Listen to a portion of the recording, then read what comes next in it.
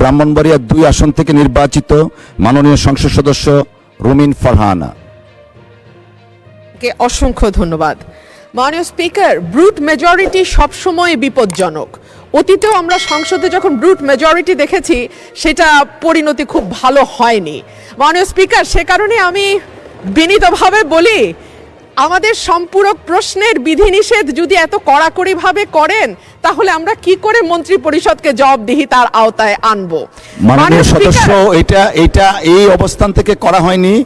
We are abide by the rules and regulations of the parliamentary procedure, and I am hereby to declare that I cannot go beyond the procedure. I understand মাননীয় speaker, কিন্তু তারপরেও একটু যদি উদার হই তাহলে বোধহয় ভালো হয়। আমাদের মাননীয় স্বরাষ্ট্রমন্ত্রী, উনি অত্যন্ত দক্ষ যোগ্য ব্যক্তি। উনি সংবিধান যেমন ভালো জানেন, আমি নিশ্চিত উনি ওনার মন্ত্রণালয়ের ব্যাপারেও অনেক বেশি জানেন। সে কারণেই একেবারে সম্পূরক প্রশ্ন ঠিক ওই মূল প্রশ্নের আঙ্গিকে না হলেও আমি মাননীয় স্বরাষ্ট্রমন্ত্রীর দৃষ্টি আকর্ষণ করে বলছি, বাংলাদেশের মানুষের কপাল এমন যে মরার উপর খাড়ার ঘা সব সময়ই থাকে। দীর্ঘ 15 বছর গুম, বিচার বহির্ভূত হত্যা, হেফাজতে নির্যাতন, নেতাকর্মীদের ধরে নিয়ে গিয়ে পা ভেঙে ফেলা, অসুস্থ করে দেওয়া, এই কালচার ছিল।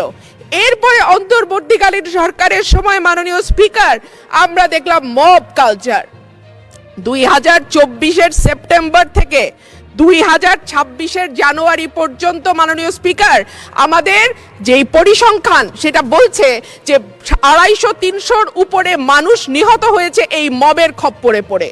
আমার মাননীয় স্বরাষ্ট্রমন্ত্রীর কাছে প্রশ্ন, যেহেতু একটা খারাপ কালচার বাংলাদেশে শুরু হয়েছে এবং আমি নিজেও 21শে ফেব্রুয়ারি সেটার একজন ভুক্তভোগী, সেটা বন্ধ করার ব্যাপারে সরকার কি মেজার নেবে এবং স্বরাষ্ট্রমন্ত্রী এই ব্যাপারে কি কি পদক্ষেপ নেবেন? ধন্যবাদ। ধন্যবাদ মাননীয় সদস্য। মাননীয় মন্ত্রী। মাননীয় স্পিকার, আপনাকে ধন্যবাদ। মাননীয় সদস্যকেও অনেক বেশি ধন্যবাদ দিচ্ছি। এই মব কালচারের ইস্যুটি একটা ডিফারেন্ট ডিবেট, আলাদা ডিবেট হতে পারত।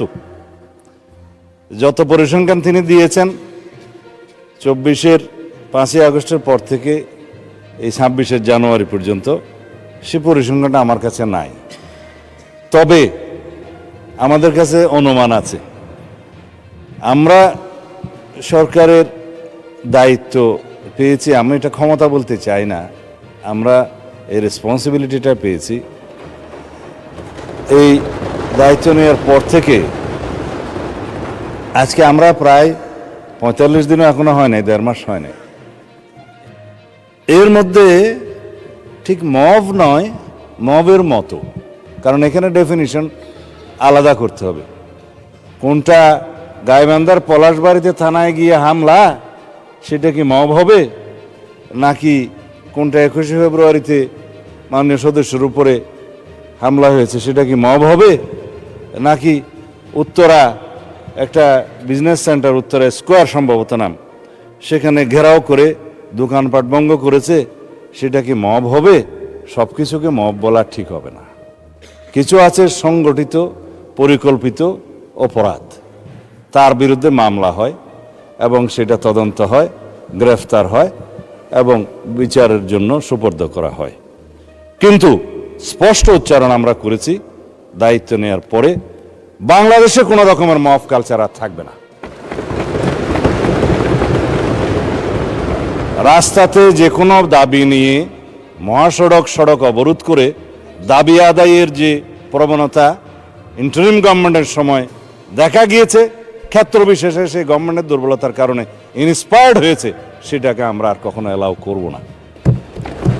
গণতান্ত্রিক প্রক্রিয়া হিসেবে দাবি থাকবে, সেই দাবির জন্য সংশ্লিষ্ট কর্তৃপক্ষের কাছে, মন্ত্রণালয়ের কাছে, ডিপার্টমেন্টের কাছে অবশ্যই দাবিনামা স্মারকলিপি দেওয়া যাবে। সেই জন্য জনমত সৃষ্টির জন্য সেমিনার, সিম্পোজিয়াম আয়োজন করা যাবে এবং প্রয়োজনে সেটা একটা জনসমাবেশের মাধ্যমে প্রকাশ করা যাবে এবং অ্যাসোসিয়েশন রাইট টু স্পিকস, এগুলো আমরা এনশিওর করব, সেটা করা যাবে। It's Democratic culture. কিন্তু মবের মাধ্যমে যেন আমরা সবাই এই সমস্ত দাবি আদায়ের প্রবণতা থেকে বেরিয়ে আসি। যখন সেটা মব হবে, মবের ডেফিনিশন আলাদা, স্পেসিফিক ক্রাইম হবে, ক্রাইমের ডেফিনিশন আলাদা, কোথাও থানায় গিয়ে আক্রমণ হবে, সেটা আলাদা। আমি এই প্রসঙ্গটা এখানে তুলছি না, কারণ এটা একটা রাজনৈতিক বক্তব্য তখন হয়ে যাবে। কোনোদিন যদি সেই বিষয়ে কেউ নোটিশ দেয় সেটা করব, অথবা আমারও ইচ্ছা আছে 2-1 দিন পরে 300 বিধিতে আমি একটা বিবৃতি দেব। ধন্যবাদ মাননীয় স্পিকার। আপনার মতামত কমেন্টে জানাতে ভুলবেন না। ভালো লাগলে লাইক, শেয়ার ও সংবাদমহল চ্যানেলটি সাবস্ক্রাইব করুন।